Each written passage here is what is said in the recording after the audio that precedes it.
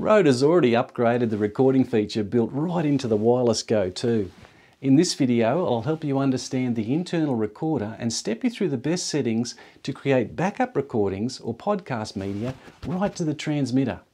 G'day, my name is Gary, and on this channel you'll find audio and video solutions so you can simply focus on making inspirational content. I'll quickly step you through the setup process and give you a quick overview, and if you need more detail then stick around till the end of the video and I'll help you understand the many options the interface has to offer.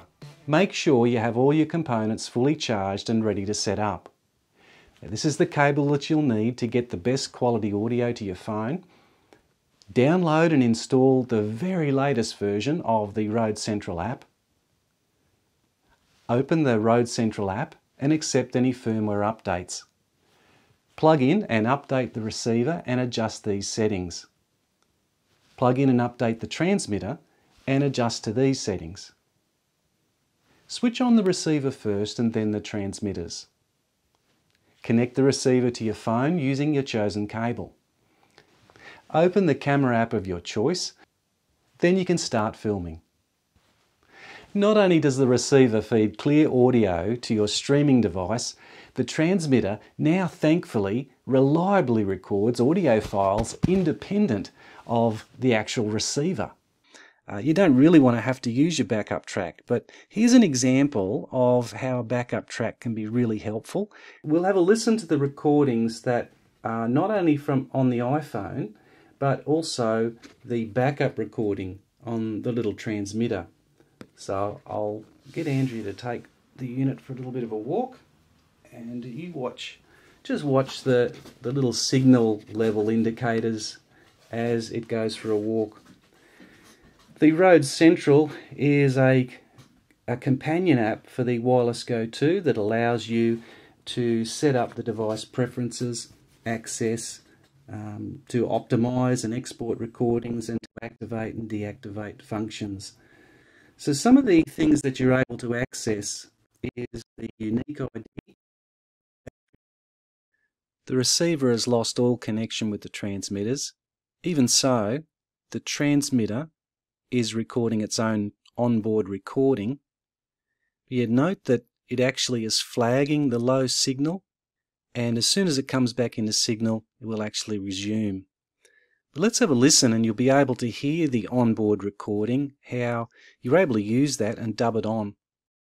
Version, also the storage space, the clock, and some of the features you can adjust, of course, are the power saver mode, the fine gain control, merged and split recording mode, the safety channel. It also allows you access to the onboard recordings, so that's a really good feature as well. Compressed and uncompressed recording mode is able to be accessed and changed. The mute lock, which stops someone from accidentally muting the transmitter during a take, and the recordings, so you can have a look at those and then export them. Let me quickly take you through the steps of working with files that are recorded on the transmitter if you need them for a podcast or backup recordings. Open up the Rode Central app, plug in the transmitter that you're wanting to download the files from, select the file, click Export, then decide on a format that you'd like to use. Choose a location to save the file, then save it. Now, if that all seems a little complex, then stick around and I'll walk you through to help you understand the many options you have with the Rode Central app. And if you have any questions, of course, type them in the comments section. There's a link in the description also if you'd like to check out the local pricing of your Wireless Go 2. Let's slow things down a little bit now and we'll have a closer look at the Rode Central app. I've plugged in the receiver, so we're currently looking at what is on the receiver settings. The backlight can either be switched on or off.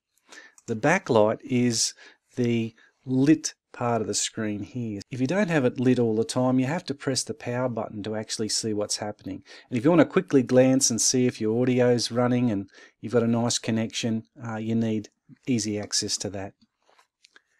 The gain mode is combined with this gain setting here.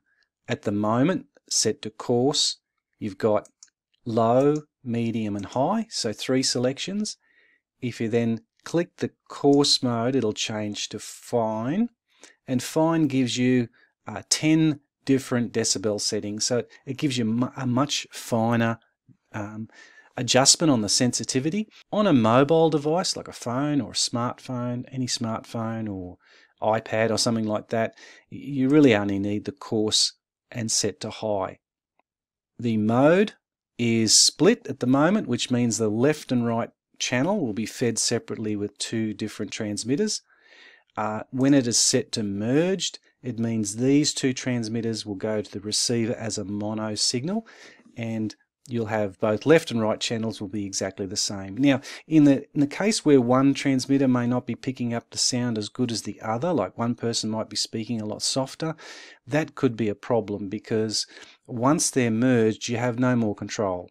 So it's good to have them separated, and maybe in post-production you can adjust the volume of those separately.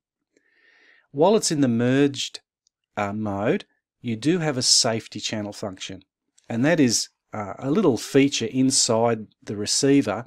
It actually records 2 tracks identically, and one is actually a little bit less gain than the other.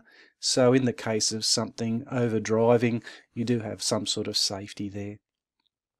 The power button, which not only turns the machine, turns this little receiver on and off, also has a momentary function, and this is what you're adjusting here. You can either have a momentary press for the backlight to come back on again, especially if you got this off, and also marker. I prefer to have it on marker because during a recording, as you'll be aware, the transmitters will record separately their own tracks. If you want to identify a particular place in the recording, you can momentarily press the power button on the receiver and it'll put a flag on the recordings of both of those transmitters, which is really handy. So let's have a look at the receiver. Now we have the transmitter plugged in. You can see on the left-hand side of the Rode Central app, you've got the recordings that are on this transmitter. So this is what this transmitter's picked up, and I've had the record mode set to on, as we'll see in the settings. Go into the settings, this is the little cog here. I've got mine set to always. Now that means to say, as soon as this little transmitter's turned on, it will start recording immediately, irrespective of this receiver being switched on. If I change that to backup, then the recorder inside the transmitter will not start recording unless I turn the receiver on. Now initially you might say, oh well, that's a good idea. I can just have that set to backup, and when I turn the receiver on, it turns on the recorders on here as a backup. Well, that may or may not work. The earlier version had real problems, and sometimes the recorder didn't switch back on again, and I lost my test recordings. So I like to have it set to always. Of course you can have it off if you wish, but I like to have it set to always. Pad, this is a new function that the transmitters have. The microphone is quite sensitive on the front, and also the input for the lavalier microphone. You can switch pad on, and that will actually reduce the sensitivity of the mic, and I presume the input for the lavalier microphone as well. If you have this very close to someone's mouth, maybe in an interview or something like that, it could overdrive and distort, which is definitely not what you want. If there's any fear of that, I would set that pad to on. The LEDs can be set to bright or dim. And again, like the receiver, the power button can be set to either mute, right? So one press would actually mute it and turn the little transmitter's microphone inputs off, or you can have it set to none or marker. I like to have it on marker, just in case you want to mark a recording with a flag for some reason. You might have your own little code. The reason why I don't like it to be on mute is because if you press that button momentarily, it will mute this microphone, and you may not realize that you've lost the connection with the receiver.